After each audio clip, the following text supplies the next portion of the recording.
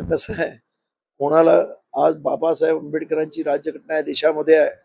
या देशाच्या पंतप्रधानाला सुद्धा शिव्या देण्याचा अधिकार या देशातल्या सामान्य माणसाला बाबासाहेबांनी दिलेला आहे. त्यामुळं कोणावरही टीका करण्याचा अधिकार कोणालाही आहे. परंतु टीका करत असताना ती टीका वाजवी आहे की गैरवाजवी आहे याचा विचार करून आपण केला पाहिजे. नाहीतर काय होतं, आपणच अशा पद्धतीने दगडामध्ये म्हणजे चिखलामध्ये दगड मारला तर आपल्यावरती चिखल उडण्याची भीती असते. त्यामुळे ह्याच्या पुढे अशा पद्धतीने करू नये अशी मी त्या सर्व मंडळींना विनंती करतो.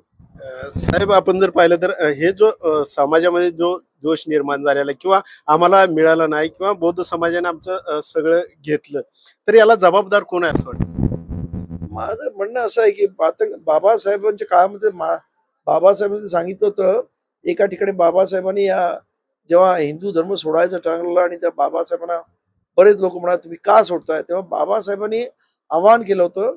त्यांच्या काळामध्ये एक त्यांचे सहकारी होते मातंग समाजाचे आणि त्यांना याच्यामध्ये म्हणजे हिंदू शास्त्राबद्दल चांगलं त्यांचा अभ्यास होता. तेव्हा बाबासाहेब सांगितलं, तुम्हाला जर आम्ही असं वाटत असू की आम्ही खऱ्या अर्थाने हिंदू धर्माबद्दल प्रेम करावं, तर त्या मातंग समाजात त्या नेत्याला शंकराचार्य बनवून दाखवा.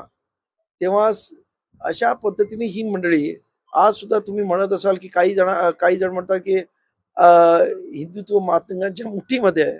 आणि ते मुठीमध्ये असलेल्या माणूस जेव्हा हनुमान मंदिरात लग्नानंतर गेला, त्याला हा परभणी जिल्ह्यामध्ये एवढा मारला, अख्ख्या त्या गावावरती बहिष्कार टाकला. त्या अख्ख्या गावाला म्हणजे मांग वाडीतल्या सर्व लोकांना अख्खं गाव सोडावं लागलं.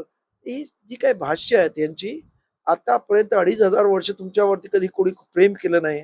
आता ही मंडळी प्रेम करणार आहेत का? एवढा आपण साधा विचार करावा आणि सदविवेक बुद्धीनुसार आपण निर्णय घ्यावा. एवढंच मी त्यांच्या जे कोणी सो कॉल्ड नेते आहेत त्यांना सांगतो.